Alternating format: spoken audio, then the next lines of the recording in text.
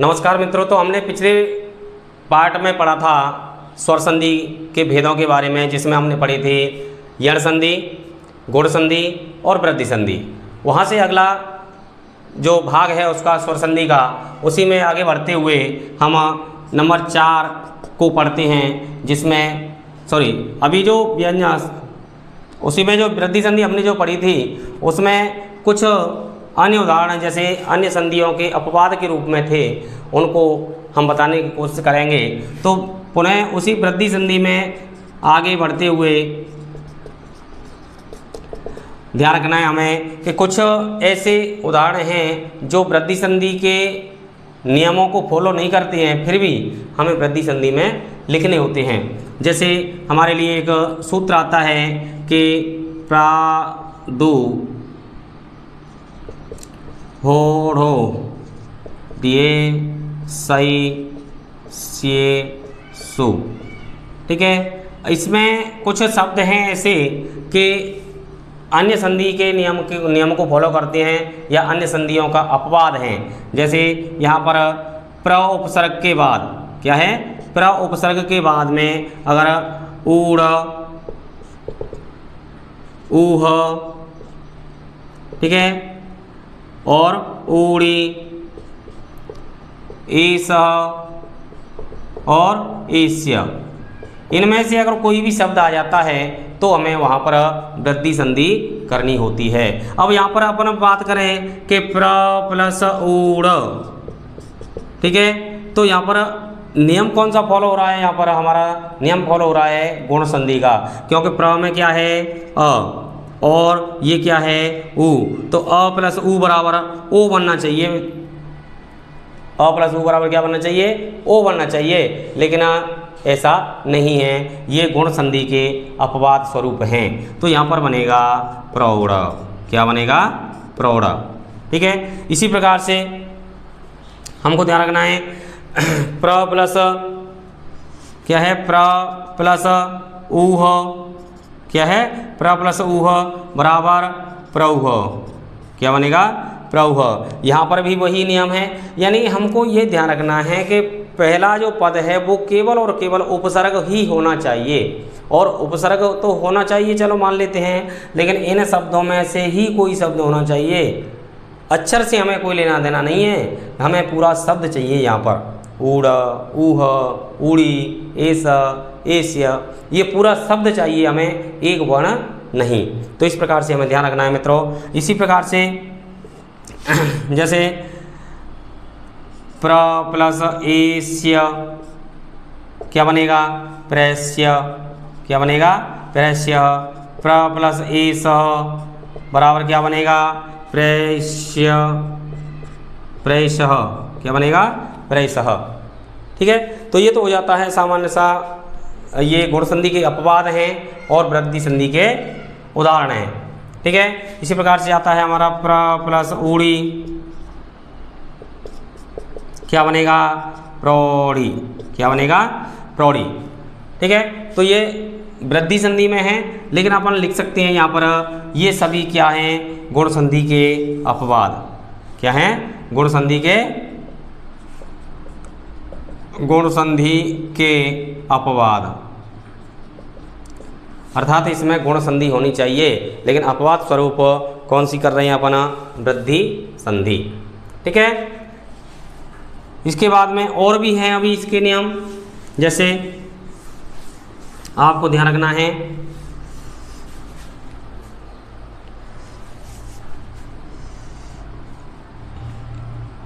एक सूत्र है इसका, एत्ये धत्यूठसु।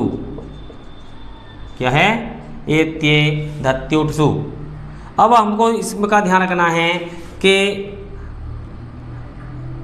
प्र उपसर्ग के बाद में क्या है? प्र उपसर्ग के बाद में एति, क्या है? एति, एदति, ठीक है, और ऊठी, ये अगर शब्द आ जाते हैं तो भी हमें क्या करना है? वृद्धि संधि करनी है। तो यहाँ ध्यान रखना है, जैसे प्र प्लस एति बराबर प्रैति। क्या होगा? प्रैति। ठीक है, इसी प्रकार से उपसर्ग के बाद में उप प्लस ईधति, उप प्लस ईधति क्या बनेगा? उपैधति। क्या बनेगा? उपैधति।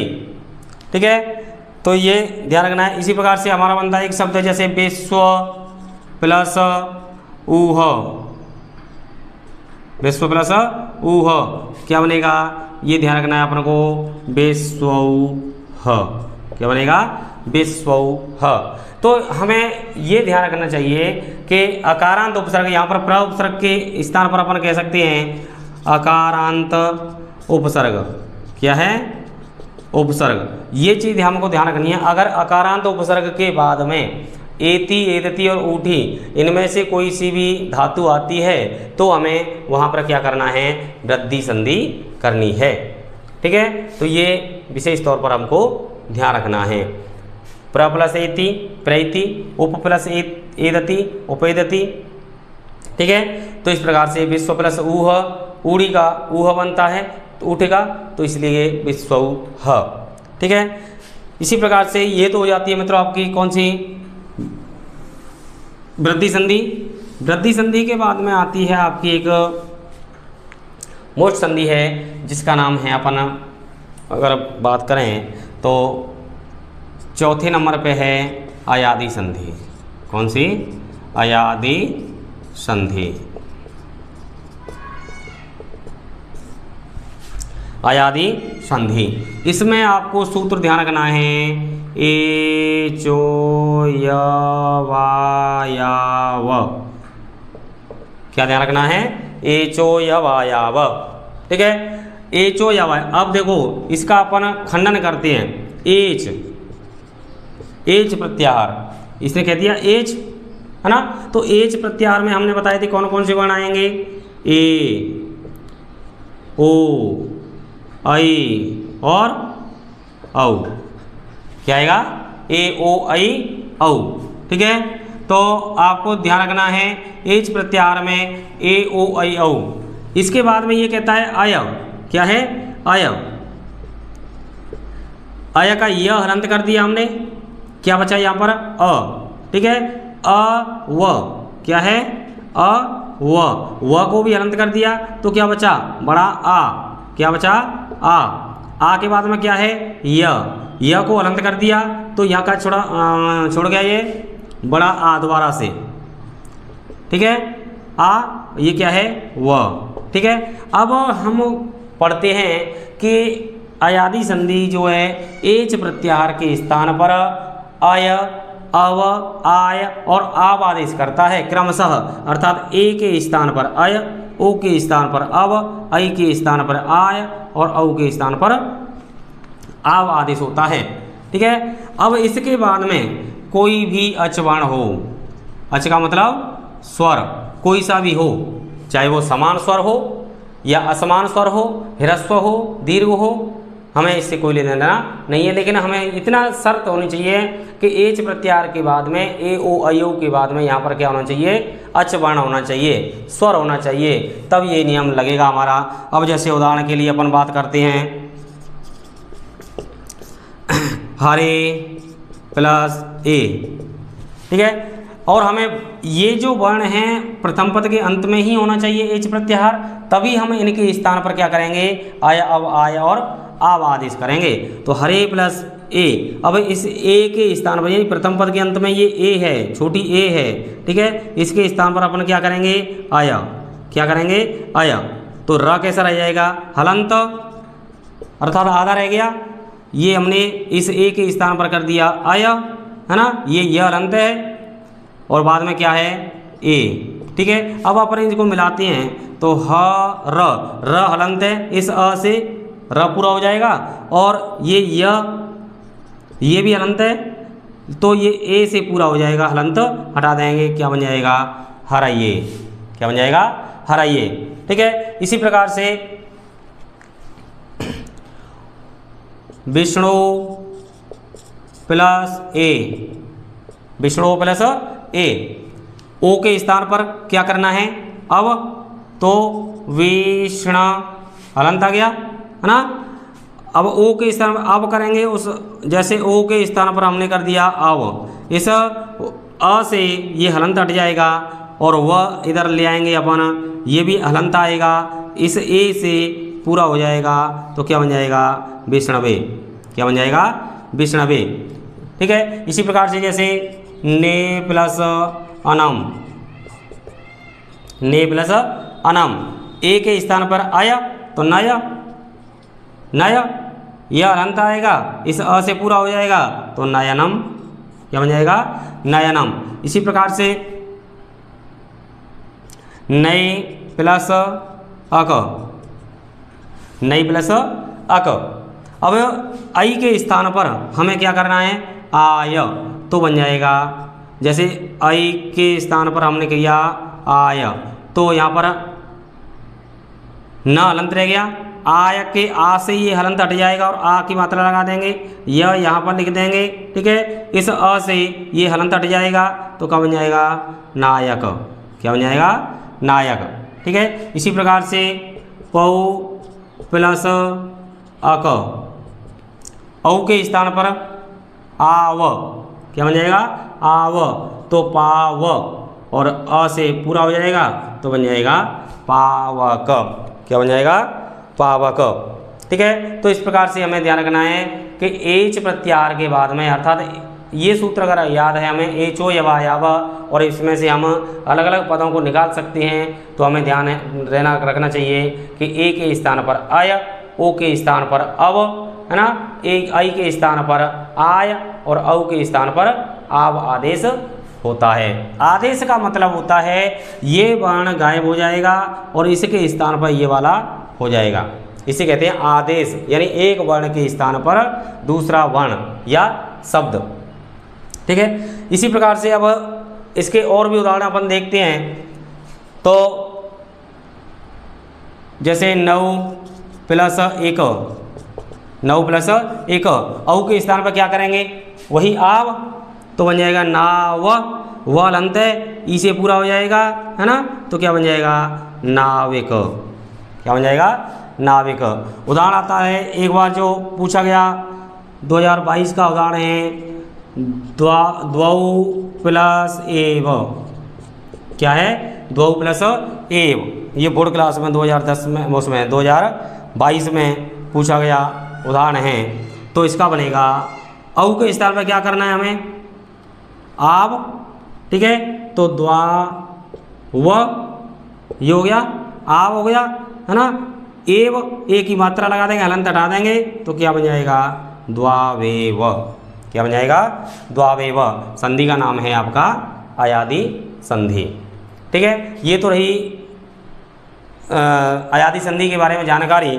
इसके बाद में इसी से संबंधित कुछ और है, इसका आप सामान्य तौर पर स्क्रीनशॉट ले सकते हैं जो आपके काम आएगा। तो ये आपको दिमाग में अपने में केवल ये सेट करके रखना है कि ए ओ आई औ के बाद में कोई सब स्वर हो और उसके बाद हमें आदेश जो करना है ए को आय, ओ को अव, आई को आय, औ को आव। ठीक है, अब इसका एक सामान्य सा नियम और है कि अगर एच प्रत्याहार के बाद में अगर स्वर नहीं हो तो फिर क्या होना चाहिए, तो इसमें आपको एक ध्यान रखना है कि वान्तोय प्रत्यय, वान्तोय प्रत्यय ये एक नियम है इसका। तो इसमें आपको ध्यान रखना है कि वांत, वांत का मतलब जिसके अंत में व अंत में है, जिसके व अंत में है जिसके, उसे क्या कहते हैं अपन वांत, क्या कहते हैं वांत।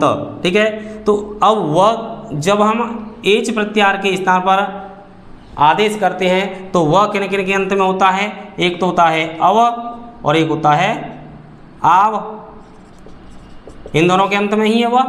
ठीक है, तो आपको ध्यान रखना है कि ओ के बाद में, ओ और औ के बाद क्या है ओ अथवा औ, के बाद में प्रत्यय का य आए, क्या है, प्रत्यय का य।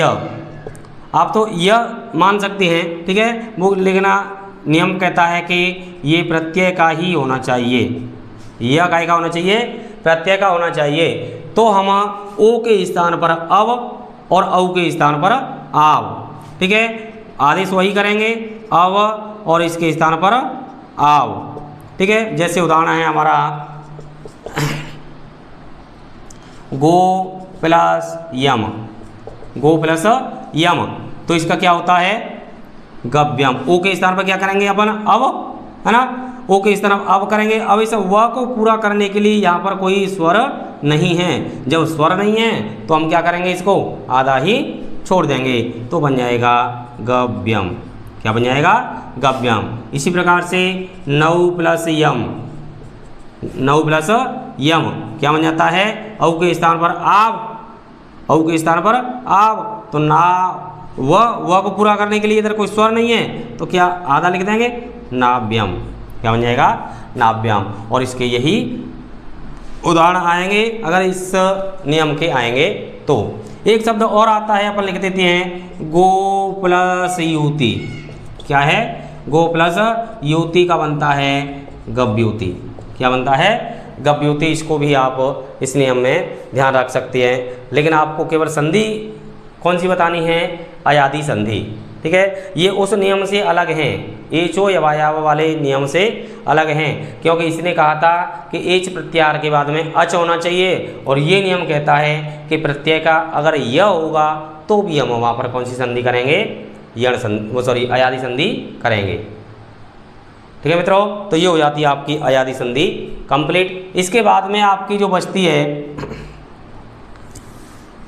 कौन सी, दीर्घ संधि। कौन सी है अगली, दीर्घ संधि।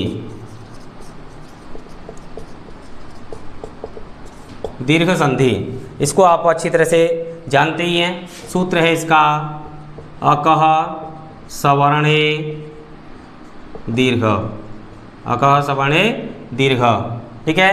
अब अकः सवर्णे दीर्घ मतलब अक प्रत्याहार। क्या है, अक प्रत्याहार। अक प्रत्याहार में कौन कौन से वर्ण हैं पढ़े होंगे आपने, तो आपको ध्यान रखना है अ, ई, उ, री और ली, ठीक है। इसके बाद में क्या होना चाहिए, सवर्ण। सवर्ण का मतलब होता है समान वर्ण, सवर्ण अर्थात समान वर्ण, यानी ये हमें ध्यान रखना है, ये चाहे ह्रस्व या दीर्घ किसी भी प्रकार के हों, इनको अपन को ध्यान रखना है। ये ह्रस्व भी हो सकते हैं या दीर्घ भी हो सकते हैं, ठीक है। कौन से, अ, ई, उ, री और ली। इसके बाद में सवर्ण। सवर्ण का मतलब वही अक प्रत्याहार, ठीक है, ठीक है।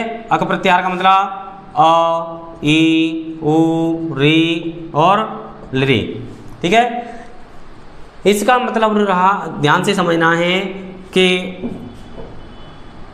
अ क्या है, अ अगर इसका सामान्य तौर पर समझें कि अ या आ के बाद में अ या आ, ठीक है। इनमें से कोई सा भी वर्ण हो, इधर कोई सा भी वर्ण हो, बराबर हमको एक ही वर्ण बनाना है, आ। क्या बनाना है, आ। इसी प्रकार से ई अथवा ई, प्लस में ई अथवा ई, बराबर क्या बनाना है, बड़ी ई। यानी एक वर्ण इधर से लेंगे और एक इधर से लेंगे, दोनों के स्थान पर एक ही वर्ण आदेश करेंगे, उसे कहते हैं अपना दीर्घादेश या दीर्घ वर्ण या दीर्घ संधि, ठीक है। इसी प्रकार से उ अथवा उ, प्लस में उ अथवा उ, बराबर बनाना है हमको दीर्घ उ। इसी प्रकार से री अथवा री और री अथवा री, बराबर बड़ी री, ठीक है। तो ये हमको ध्यान रखना है। अगर इधर ली आ जाता है, री प्लस लिरी बराबर री, री प्लस लिरी बराबर री। ये अपन को ध्यान रखना है कि री को हमने सवर्ण माना है किसके, लिरी के, यानी लरी को हमने री के समकक्ष माना है, इसलिए री प्लस लरी बराबर क्या होगा, दीर्घ री। अब उदाहरणों की बात करते हैं, जैसे देव प्लस आलय, क्या है, देव प्लस आलय। इसमें से क्या है, व में अ, व में क्या है अ, और इधर में क्या है आ, इधर से ले लिया हमने अ और इधर से ले लिया आ, क्या ले लिया आ। तो दोनों के स्थान पर करना क्या है, हमें दीर्घ। क्या करना है, दीर्घ का मतलब होता है बड़ा, क्या होता है, बड़ा। अब इस व को अनंत करेंगे अपन, देव, व अनंत हो गया, लेकिन हमको लगाना क्या इस पे आ, ये अनंत हटा देंगे और बचा क्या, लय, क्या बन जाएगा, देवालय। ठीक है, इसी प्रकार से हमारा शब्द आता है, जैसे गिरी प्लस ईश, गिरी प्लस ईश, गिरी माने पर्वत, ईश माने स्वामी या राजा, तो इसका बनता है गिरीश। क्या बनता है, गिरीश। ई ह्रस्व दीर्घ ई, दोनों के स्थान पर हमने क्या बना दिया, बड़ी ई, तो क्या बन जाएगा, गिरीश। ठीक है, इसी प्रकार से बन जाएगा लघु प्लस ऊर्मी, क्या है, लघु प्लस ऊर्मी बराबर बनता है लघु ऊर्मी।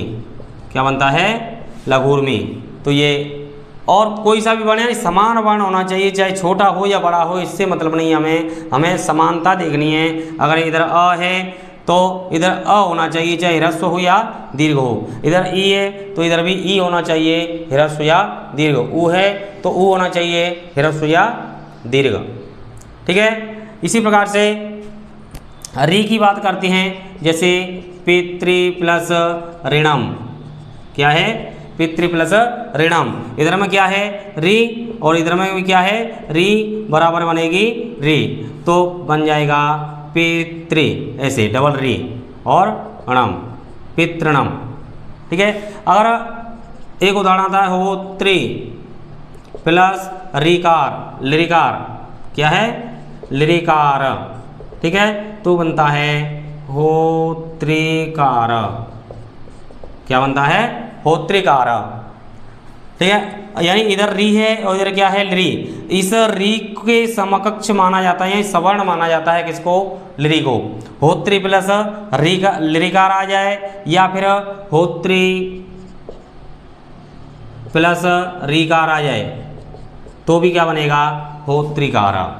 ठीक है, इसका अपन होत्री प्लस लिरिकार भी कर सकते हैं, होत्री प्लस रीकार भी कर सकते हैं। तो ये कंप्लीट है आपकी कौन सी, दीर्घ संधि। इसका आप स्क्रीनशॉट ले सकते हैं आसानी से और इसका रिवीजन कर सकते हैं। तो आपको ध्यान रखना है अकह सवर्ण दीर्घ, अर्थात अक प्रत्याहार। अक प्रत्याहार में हम बता चुके थे पहले ही आपको कि अ, ई, उ, री, री, ये चाहे ह्रस्व हो या दीर्घ हो, यानी अ छोटा हो या बड़ा हो, लेकिन इसके बाद में भी अ ही होना चाहिए, चाहे छोटा हो या बड़ा। ई है तो ई होना चाहिए, उ है तो उ होना चाहिए, री है तो री, और लरी है तो लरी है। तो आपके बाद में लरी हो सकती है या री हो सकती है, लेकिन दोनों के स्थान पर जो दीर्घ होगा वो री ही होगा। ठीक है, इसके बाद में स्वर संधि में या अच संधि में अगली संधि है छोटी सी, जिसे अपन कहते हैं पूर्व रूप संधि। कौन सी, पूर्व रूप संधि। ठीक है, पूर्व रूप संधि, इसमें हमको ध्यान रखना है एंग पदांतादति, एंग पदांतादति, क्या है, एंग पदांतादति। एंग प्रत्याहार में कौन कौन से बाण आएंगे, एंग प्रत्याहार में कौन कौन से बाण आएंगे, ए, ओ, बस ए और ओ। तो हमको ध्यान रखना है ए और ओ के, ए अथवा ओ के बाद में, ए अथवा ओ के बाद में अगर पदांतात यानी पद के बाद अति, अति का मतलब होता है ह्रस्व अ। ठीक है, तो इतना हमको ध्यान रखना है। अगर ए और ओ के बाद में ह्रस्व अ आए, चाहे वो कहीं भी हो, किसी भी स्थिति में हो, तो हमें इसका पूर्व रूप करना है, अ का पूर्व रूप करना है, अर्थात ऐसे अवग्रह चिन्ह बना देना है। अ के स्थान पर क्या करना है, अवग्रह चिन्ह कर देना है, बाकी कुछ भी नहीं करना, कोई बदलाव नहीं करना। जैसे हरे प्लस अब, हरे प्लस अब ए आ रहा है ना, इधर में ह्रस्व अ है, तो इस अ के स्थान पर हमको क्या करना है, अवग्रह चिन्ह करना है, हरे व, क्या करना है, हरे व। ठीक है, इसी प्रकार से विष्णु प्लस अव, क्या करना है, विष्णु व, केवल अ के स्थान पर हमको अवग्रह चिन्ह, इसी को कहते हैं, इसको बोलते हैं वैसे अपन अवग्रह, अवग्रह चिन्ह। ठीक है, और इसी को अपन पूर्व रूप मानते हैं। क्या मानते हैं, इस अ का जो पूर्व रूप है, पूर्व का मतलब पहले का रूप है वो ये है, इसको अपन उच्चारण करेंगे तो अ नहीं करेंगे, केवल र पे जो एक ही मात्रा है उसे अपन थोड़ा समय लेंगे, एक क्षण का। जैसे हरे व, हरे व, ऐसे नहीं कि हरे अव, ये नहीं, हरे व, विष्णु व, विष्णु व। ठीक है, इसी प्रकार से रामो प्लस अयम, रामो प्लस अयम, तो क्या बनेगा, रामोयम, क्या है, रामोयम। ठीक है, तो ये रही आपकी कौन सी, पूर्व रूप संधि। पूर्व रूप का मतलब होता है हमें ए और ओ के बाद में अगर ह्रस्व अ हो, शर्त होनी चाहिए, शर्त एक ही है, केवल ह्रस्व अ होना चाहिए, दीर्घ आ होगा तो यहाँ पर पूर्व रूप संधि नहीं होगी। ठीक है, ये हो जाती है आपकी कौन सी, पूर्व रूप संधि। इसके बाद में एक लास्ट है जो संधि अपन पढ़ते हैं, इसी का अगला रूप है पररूप संधि। कौन सी, पररूप संधि, जो अच संधि का ही भेद कहलाता है। ठीक है, पररूप संधि, इसमें सूत्र अगर ध्यान रखें तो इंगी पररूपम, क्या है, इंगी पररूपम, अर्थात इंग प्रत्याहार के बाद में हैं पररूप होता है, यानी एंग प्रत्याहार अगर बाद में हो तो क्या होता है, पररूप होता है। अब हमको ध्यान रखना है अकारांत उपसर्ग के बाद में, तो ये आप विशेष तौर पर ध्यान रखना है, अकारांत उपसर्ग प्लस एंग, ए अथवा ओ। अगर अकारांत और अकारांत उपसर्ग के बाद में ए और ओ आए, पूर्व रूप संधि का जस्ट उल्टा है, पूर्व रूप संधि में ए और ओ पहले आ रहे थे और यहाँ पर रूप में बाद में आ रहे हैं, तो हमें पर रूप का मतलब होता है बाद में जैसा रूप है, यानी इस प्लस के बाद में जो वर्ण है वैसा ही रूप करना है। जैसे अकारांत उपसर्ग है, यथा अपन उदाहरण देखते हैं, प्र प्लस ए जते, क्या है, प्र प्लस ए जते अकारांत उपसर्ग है।